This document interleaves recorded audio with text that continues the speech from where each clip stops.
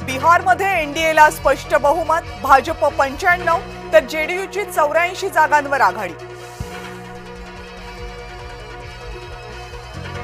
बिहारमध्ये पंतप्रधान नरेंद्र मोदी यांची जादू कायम, सुरुवातीच्या कलांनुसार भाजपची 95 जागांवर आघाडी। भाजप ठरला बिहारमधला सगळ्यात मोठा पक्ष। बिहारमध्ये काँग्रेसला सगळ्यात मोठा झटका, सुरुवातीच्या कलांनुसार काँग्रेसला फक्त एकच जागा।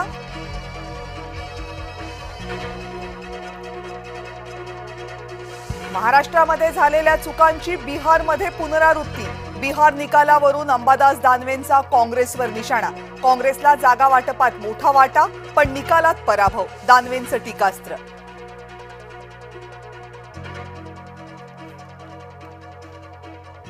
बिहार निकालावर संजय राऊतांचं ट्विट, जी आघाडी सत्तेवर येणार होती तिला 50च्या आतच संपवलं। बिहारमध्ये महाराष्ट्र पॅटर्न, संजय राऊतांचं टीकास्त्र।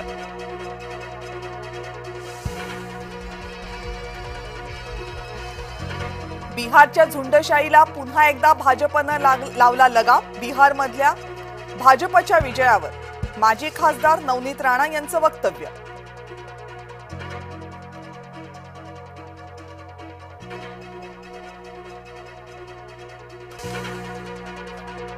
बिहारच्या निकालावरून मुंबईच्या निकालाचं चित्र स्पष्ट होते। भाजप प्रदेश अध्यक्ष रवींद्र चव्हाणांची सूचक प्रतिक्रिया।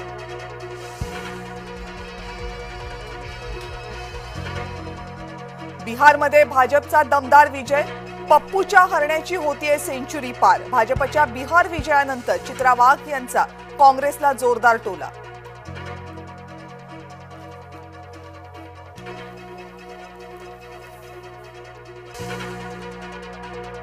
बिहारमध्ये कलांनुसार तेजस्वी यादव यांचा पक्ष 3ऱ्या स्थानावर, जेडीयू भाजप आघाडीवर, आरजेडी 3ऱ्या स्थानावर। बिहारमध्ये काँग्रेसपेक्षा एमआयएमच्या सरशीचं चित्र, काँग्रेस 1 तर एमआयएम 6 जागांवर आघाडीवर।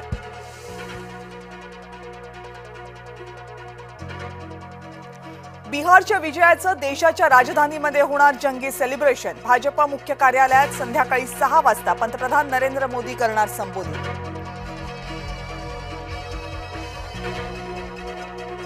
बिहारच्या निकालावर जेडीयूची पोस्ट, पुन्हा येतंय सुशासन सरकार, फक्त थोडी वाट पाहावी लागणार।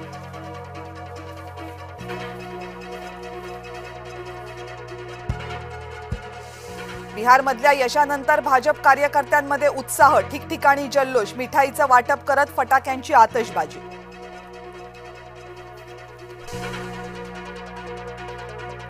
बिहारच्या विधानसभा निकालांमध्ये भाजपची सुनामी, महाराष्ट्र भाजपकडून एकच जल्लोष, रवींद्र चव्हाणांनी वाजवला ढोल।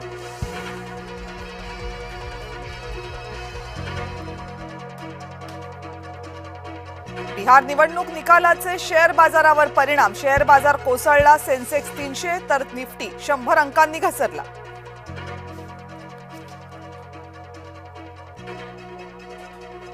नाशिकमध्ये उद्धव ठाकरेंना मोठा धक्का, खासदार राजाभाऊ वाजेंचे काका हेमंत वाजे यांचा भाजपमध्ये प्रवेश।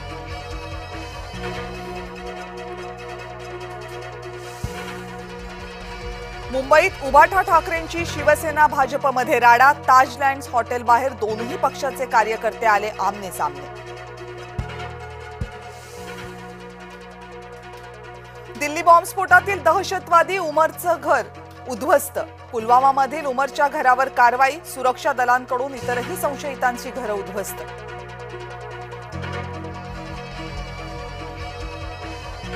घरमालकाच्या नातेवाईकांची भाडेकरूला मारहाण, जातीवाचक शिवीगाळ करत पायावर नाक घासून मागायला लावली माफी, तिघांविरोधात रबाळे पोलीस ठाण्यात गुन्हा दाखल।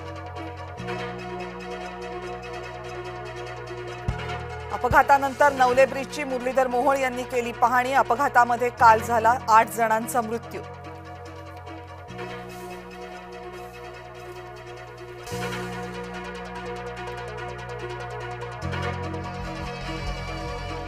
आंतरराष्ट्रीय ख्यातीचे ज्येष्ठ शिल्पकार राम सुतार यांना महाराष्ट्र भूषण पुरस्कार, 14 नोव्हेंबरला प्रदान होणार महाराष्ट्राचा सर्वोच्च नागरी पुरस्कार।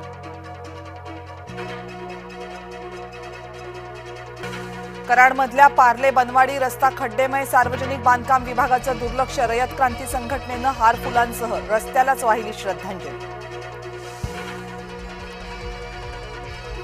साताऱ्यामध्ये ऊस दराची कोंडी फुटली, कृष्णा आणि जयवंत शुगर्स कडून 3,500 रुपये ऊसाचा दर जाहीर.